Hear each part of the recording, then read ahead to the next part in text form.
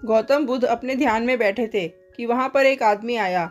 ये आदमी अपने आलसीपन से बहुत ज्यादा परेशान था।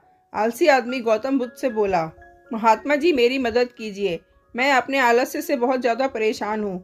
आप ही कोई उपाय बताइए जिससे मैं अपने आलसीपन से छुटकारा पा सकूं। गौतम बुद्ध ने उस व्यक्ति से कहा, पहले मुझे ये बताओ कि तुम्हें क्यों लगता है कि तुम आलसी हो। आलसी आदमी बोला, सिर्फ मुझे नहीं, मेरे परिवार वालों को और मेरे आसपास के सभी लोगों को ऐसा लगता है कि मैं आलसी हूँ। गौतम बुद्ध ने फिर उससे पूछा, क्या तुम जानते हो आलस्य क्या होता है? आलसी व्यक्ति बोला, नहीं, मैं नहीं जानता, किंतु मैं इतना जरूर जानता हूँ कि आलस्य बहुत बुरी चीज है।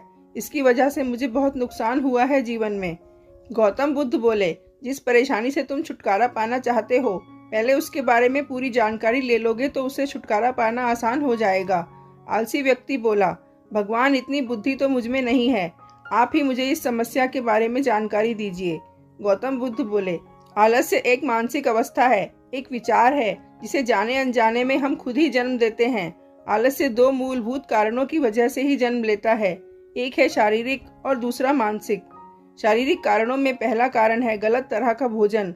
हम सभी जानते हैं कि हमारे शरीर को भोजन से ऊर्जा मिलती है और ये ऊर्जा सजीव चीजों से मिले तो अच्छी, यानी कि प्राकृतिक रूप से हमें जो भोजन की वस्तुएं प्राप्त होती हैं, अगर उनसे ये ऊर्जा मिले तो हमारा शरीर इससे अच्छी ऊर्जा प्राप्त करता है।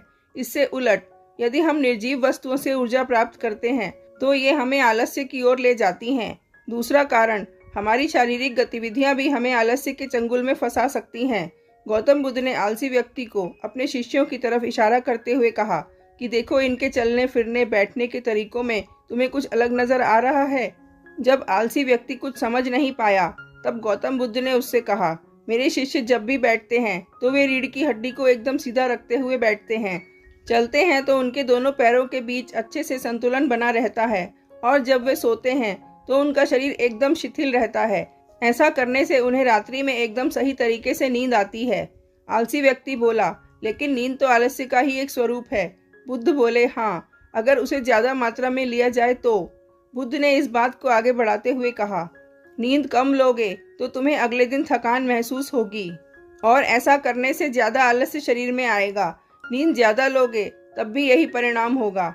इसलिए नींद को ना ज्यादा ना कम, एकदम सही मात्रा में लेना अति आवश्यक है। आलसी व्यक्ति बोला, हाँ, ये तो मैंने भी अनुभव किया है।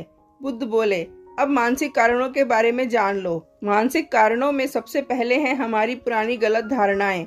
अक्सर ऐसा होता है कि हम पहले जिन कामों में असफल हो चुके हैं, हमारे अंदर ऐसी भावनाएं बन जाती हैं कि हम उस काम में हमेशा असफल होते रहेंगे, जिस वजह से हमें उस काम को करने में आलस आता है। ऐसी धारणाओं से छुटकारा पाने का एकमात्र उपाय है कि हमें अपने मन को ये समझाना चाहिए कि पिछली बार जब हम काम में असफल हुए थे तो हम उसके बारे में जितना जानते थे, अब हम उस काम के बारे में उससे ज्यादा जानते हैं, क्योंकि असफल होने के बाद हम उससे काफी कुछ सीखे भी हैं। बुद्ध बोले, दूसरा कारण है आलसी और कामचोर लोगों की संगत। कई बार ऐसा होता है कि हम आलसी नहीं होते, मगर जिनके साथ हम रहते हैं हम उन जैसे बनने लगते हैं। इससे छुटकारा पाने का उपाय बहुत सरल है। कामचोर और आलसी व्यक्तियों से दूर रहो। ऐसे व्यक्तियों की संगत में रहो जो अपने काम को बड़ी लगन से करते हैं और तुम्हें कुछ सिखा पाएं।